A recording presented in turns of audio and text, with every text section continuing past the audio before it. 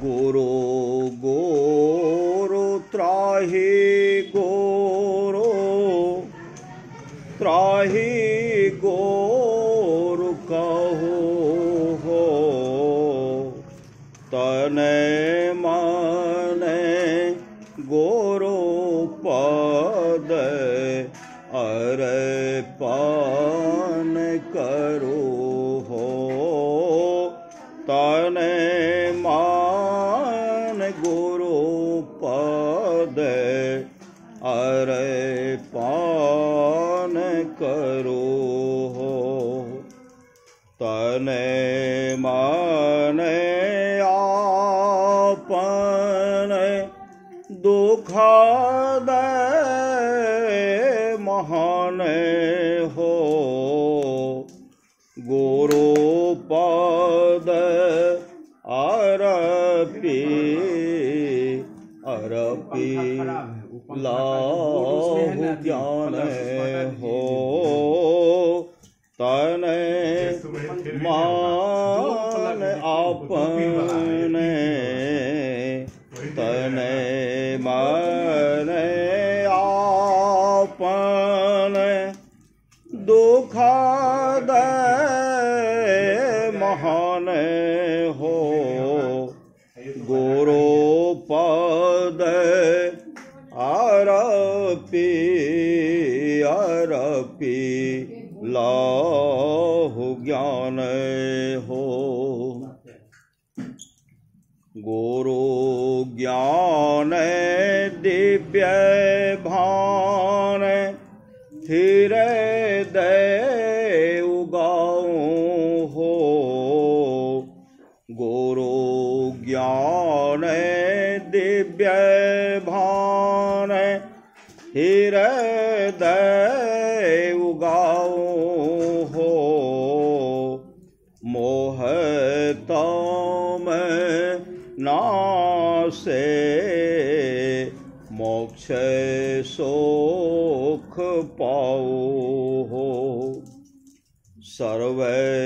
सर्वेक्षण गुरु मान जो में ही रहे हो निश्चय निर्वाह माने हो ये संत सब कहे हो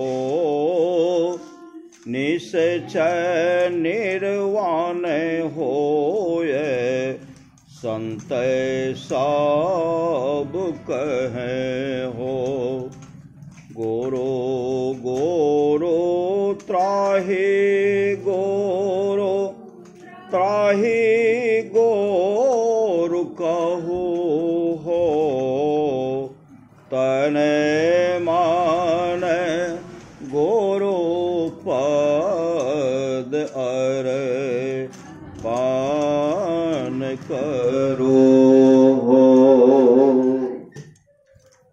त्राहि गोरो त्राहि गोरो त्राहि गोरु कहो हो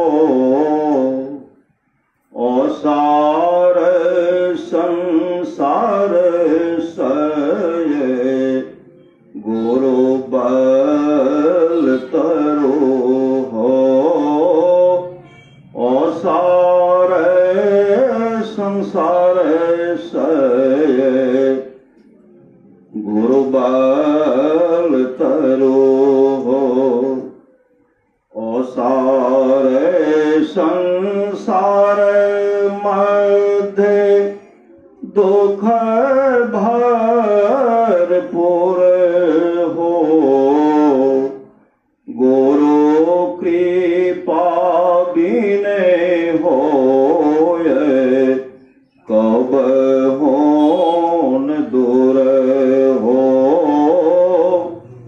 गुरु कृपा बिने हो कब होन दूर हो गुरु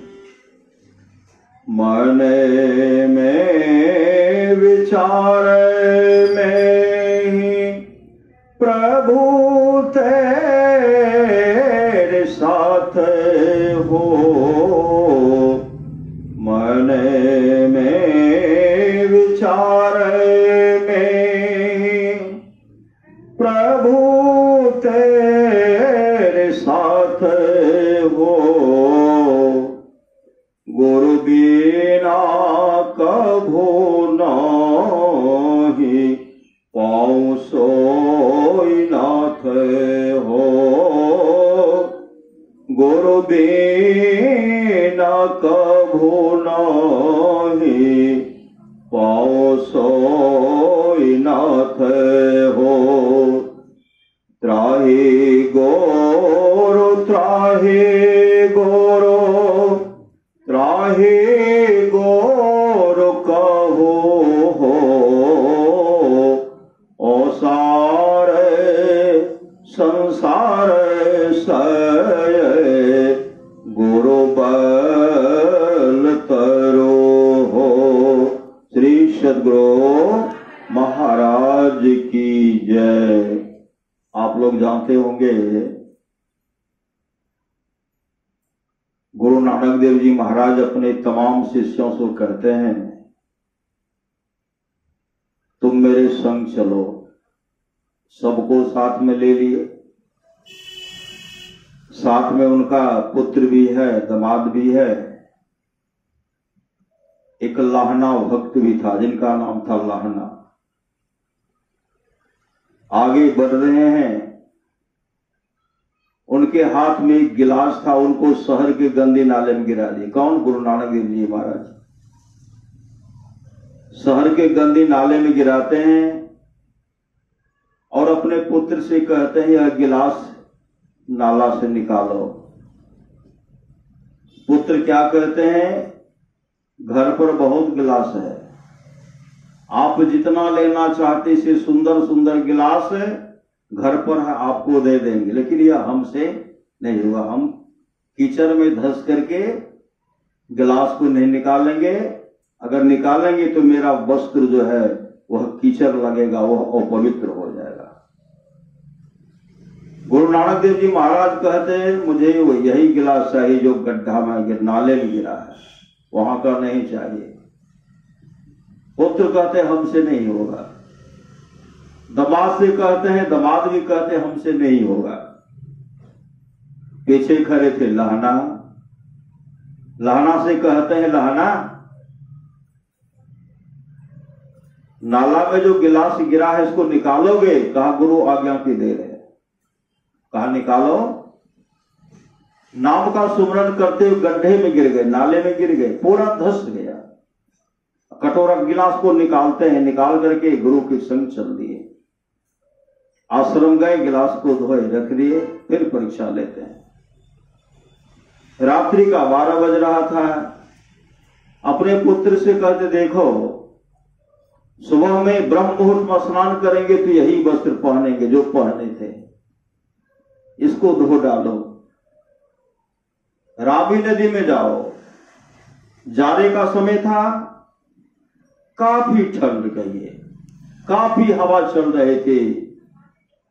रावी नदी का पानी जो था बर्फ की तरह जम गया था। कहते हैं वहां जाकर के साफ करो। गुरु नानक देव जी अपने पुत्र से कहते हैं रावी नदी में जाओ और इस कपड़ा को धो आओ। पुत्र क्या कहते हैं अभी जाएंगे तुम तो मरिए जाएंगे, काफी ठंड है, हमसे नहीं होगा। साफ ही कराना है तो कल दिन के 11 बजे आएंगे, स्नान करेंगे और तब कपड़ा धो करके ला देंगे।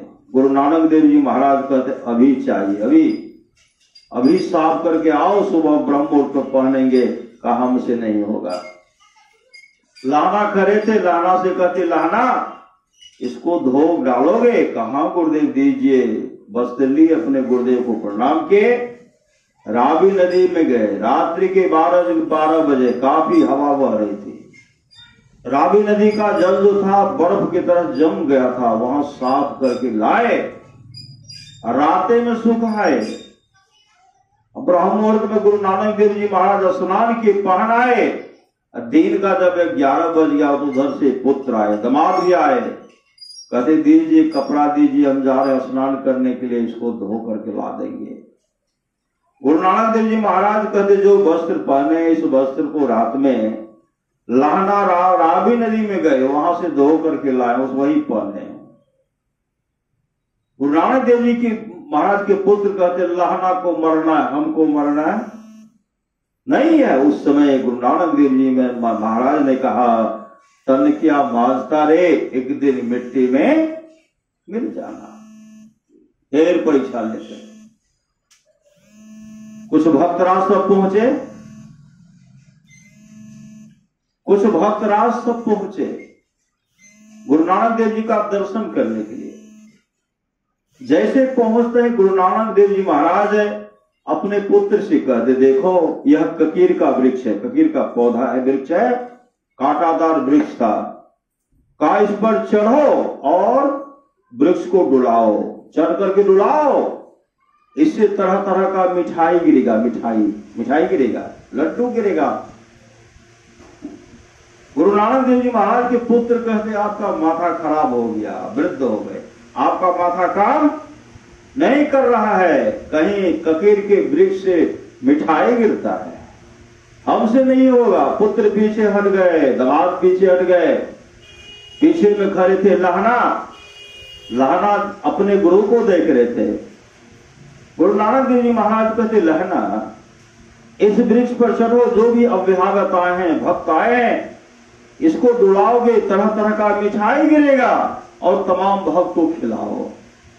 लाना विलंब नहीं कि अपने गुरुदेव को प्रणाम करते हैं, नाम का सुमरण करते हुए वृक्ष पर चढ़ गए और जैसे डुलाते हैं बदा बद तरह तरह का मिठाई गिरता है। पुत्र दामाद देखते रह गए, उठाए सब भक्त को खिलाए। फिर परीक्षा लेते हैं, चलो मेरे संग, चल दिए। जैसे आगे बढ़ते हैं, चले गए श्मशान घाट, श्री सदगुरु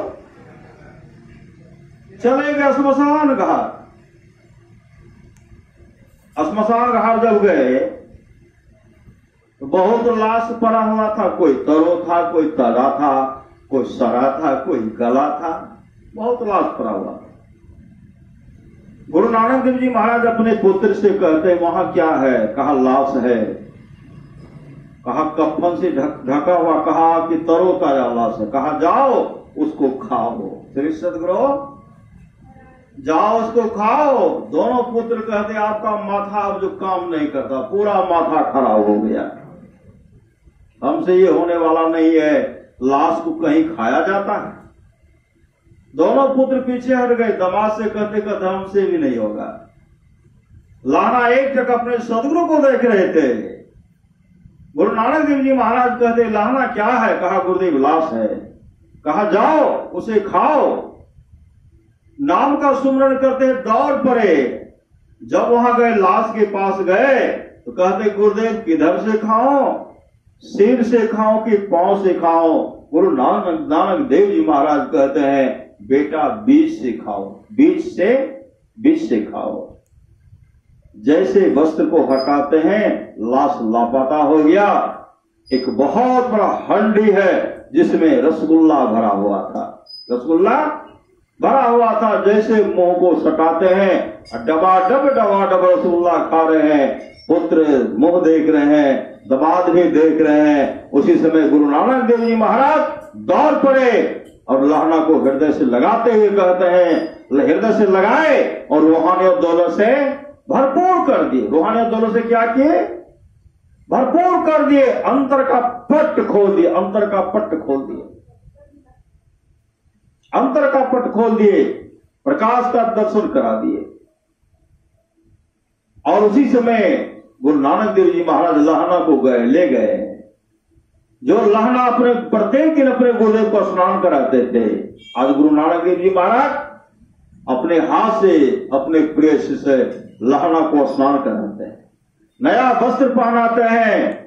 नया वस्त्र पहना करके गुरु गद्दी पर बैठाते हैं और अपने हाथ से उनको तिलक करते हैं। और गुरु नानक देव जी महाराज अपने प्रिय शिष्य लहना के चरण में माथा रगड़ते हुए कहते हैं, जा रे लहना, मेरे पास जो था मैंने तुमको भरपूर कर दिया, अब मेरे पास कुछ भी नहीं है, मैंने तुमको सब कुछ दे दिया। मतलब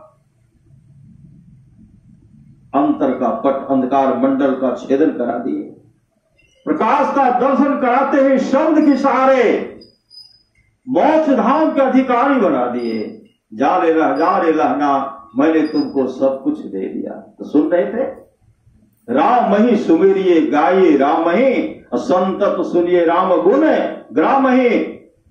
गुरु पद प्रीति नीति रत जेई, द्विज सेवक अधिकारी तेई, राम कथा के ते अधिकारी, जिनके शब्द संगति अति प्यारी।